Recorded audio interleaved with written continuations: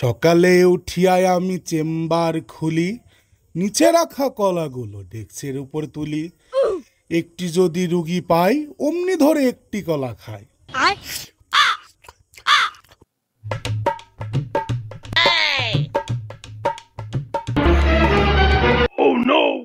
এই বল্টু, এদিকে আয়। মাথাটা একটু টিপে দে তো, বড্ড ঘুম পাচ্ছে আমার। ঠিক আছে ডাক্তার সাহেব, আমি আপনার কালারটা টিপে দিচ্ছি, আপনি ঘুমান। এই চেংড়াই, তোকে না কতবার করে বললাম আমাকে ডাক্তার সাহেব বলবি না, ডাক্তার সাহেব বলবি। ঠিক আছে ডাক্তার সাহেব। এই সরি ডাক্তার সাহেব। টিপ টিপ, আহ কি শান্তি। তুই যখন মাথাটা টিপিস না তখন মনে হয় তোকে কোলে তোলে আদর করি। ডাক্তার সাহেব কি আছেন নাকি? ডাক্তার সাহেব কে কে? আহারে মতিন মেয়ে আছে, আসেন আসেন বসেন। ডাক্তার সাহেব, আমার তো খুব মারাত্মক সমস্যা। সমস্যা? ঠান্ডা, জ্বর, গলা ব্যথা, কাশি, পেট ব্যথা, মাঝে মাঝে আরো সমস্যা হয়। বুঝা যায় তোমাকে দেখলে। যেহেতু তোমার ঠান্ডার সমস্যা, দিনের বেলা ফ্রিজের পানি দিয়ে 7 বেলা গোসল করবা। আর যেহেতু তোমার অনেক সমস্যা, এই সব সমস্যার সমাধান এই কলা। এই কলা দিনের বেলা 7 বার খাবে ফ্রিজে রেখে, তাহলে তোমার সকল সমস্যার সমাধান হয়ে যাবে। ঠিক আছে ডাক্তার, আমি গেলাম। ওকে। আরে জান ফোন দিস নাকি? আসসালামু আলাইকুম জান, কি অবস্থা? না এখন না না না, আচ্ছা আচ্ছা রাখো, ওই যে এটা রুগী আসলে তো রাখো, পরে কথা বলবো। না এখন তুমি ওকে বাই। ডাক্তার সাহেব, আমার ইজ্জত বাঁচান ডাক্তার সাহেব, আমার মান সম্মান তো সব গেল। কি সমস্যা তোর?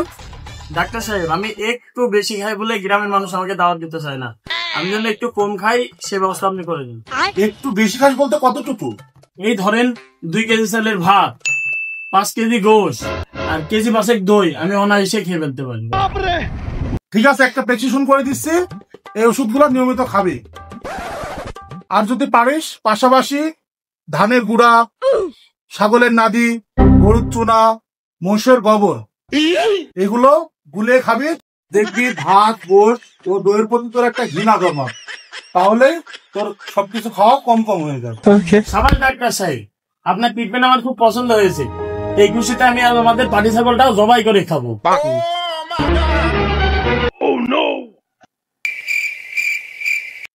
আহারে বল্টু, এই যদি হয় রুগীর অবস্থা, ডাক্তার কি নিবে ব্যবস্থা? যাই হোক, এত শত ভেবে আমার লাভ নাই, আমি এখন কলা খাই। কথাটা সত্য।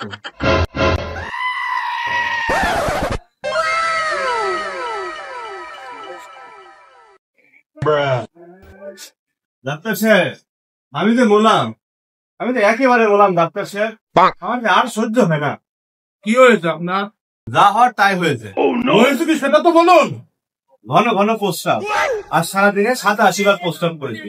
একটু পর পরে মনে হয় বহুকাল প্রস্রাব করেছি। ফায়ার সার্ভিসের পানির মেশিনের যে স্পিরিট আর প্রস্রাবের সে একই স্পিরিট। আমি যে বললাম ডাক্তার সাহেব, আমার বাঁচান। চিন্তার কোনো কারণ নেই, আমি তো আছি।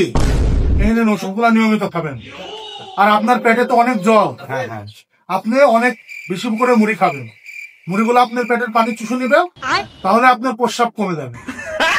আচ্ছা ঠিক আছে ডাক্তার সাহেব, আমি গেলাম। ডাক্তার সাহেব,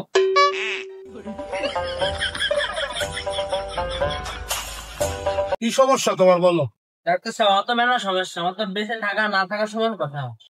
চক্ষু লজ্জার ভয়ে কাউকে কিছু বলতে পারি না। আবার ডাক্তারের চেম্বারে যে রোগের কথা বলতে লজ্জা করে ডাক্তার সাহেব। এক বিশাল সমস্যার মধ্যে ডাক্তার সাহেব। কি সমস্যা? কি হয়েছে? আমি আপনাকে কিভাবে সেবা দিতে পারি? আপনার পা দুইখান ধরে ডাক্তার সাহেব, আপনি আমাকে 1 সপ্তাহের মধ্যে মোটা বানা দেন। আমার মুখে রুচি নাই, দিন দিন আমি চিকন হয়ে যাচ্ছি। লোকে বলছে নাকি আমার গোপন সমস্যা। হ্যাঁ, আমি বুঝতে পেরেছি তোমার সমস্যা। আর ডাক্তার সাহেব, এমন কোনো ব্যবস্থা করে দেন যেন আমি 1 সপ্তাহের মধ্যে মোটা হয়ে যাই। আমার টাকা পয়সা নিয়ে কোনো সমস্যা নাই। হায় রে দুনিয়া, কেউ বেশি খেয়ে মোটা হতে চায়, কেউ কম খেয়ে সম্মান বাঁচাতে চায়। যাই হোক, আজ থেকে লেবুর রস দিয়ে রুটি বানিয়ে খাবে। বলতো ওষুধটা দে তো। এনে ওষুধ। আজ থেকে হাতের ব্যায়ামটা কমিয়ে দিও, কারণ খাওয়ার যতই খাও এভাবে যদি চলতে থাকে তাহলে একেবারে মাথা ভেঙে পড়ে যাবে, মোটা হওয়া লাগবে না। খুব চেষ্টা করি ডাক্তার সাহেব কন্ট্রোল করার, কিন্তু কন্ট্রোল করতে পারি না। যাই হোক এবার থেকে হাতকে কন্ট্রোল রাখার চেষ্টা করবো। গেলাম ডাক্তার সাহেব। বলুন কি সমস্যা? ডাক্তার সাহেব, আমি ঘুমালে চোখে দেখি না।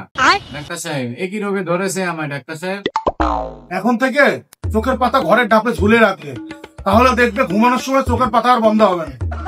কি বলেন ডাক্তার সাহেব? এই চোখের পাতা বেঁধে রাখলে আমি ঘুমাবো কিভাবে? ঘুমালে চোখের পাতা বন্ধই থাকবে, চোখের পাতা বন্ধ না করে কি ঘুমানো যায়? তাই না? কিন্তু তোরা যত সব ফালতু লোক কোথা থেকে আসে?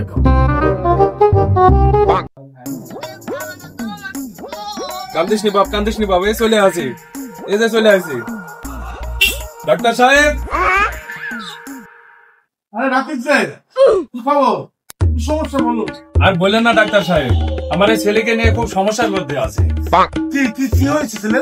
পেটে ব্যথা, দাঁতের সমস্যা, নাকি ঠান্ডা জ্বর? কি হয়েছে? আরে এসব কিছু না ডাক্তার সাহেব, আমার ছেলে প্যান্ট ভরে খালি হাগে। কি? জি ডাক্তার সাহেব, এমন একটা ট্রিটমেন্ট দেন যাতে আমার ছেলে আর প্যান্ট ভরে না হাগে। এই উল্টু, তাড়াতাড়ি সবকিছু রেডি কর, জলদি অপারেশন করতে হবে। চলো ওই ওখানে সবাই দেন।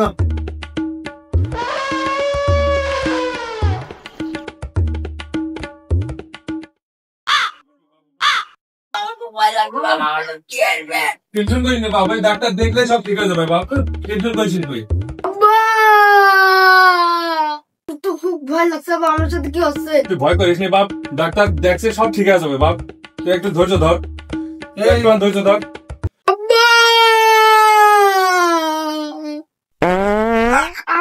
আব্বা অপারেশন শেষ।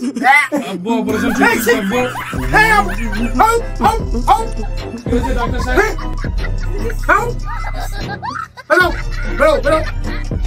যত সব নিয়ে আসা ছেলে মিলে কি হলো ডাক্তার সাহেব, কি হলো? মারি নাই।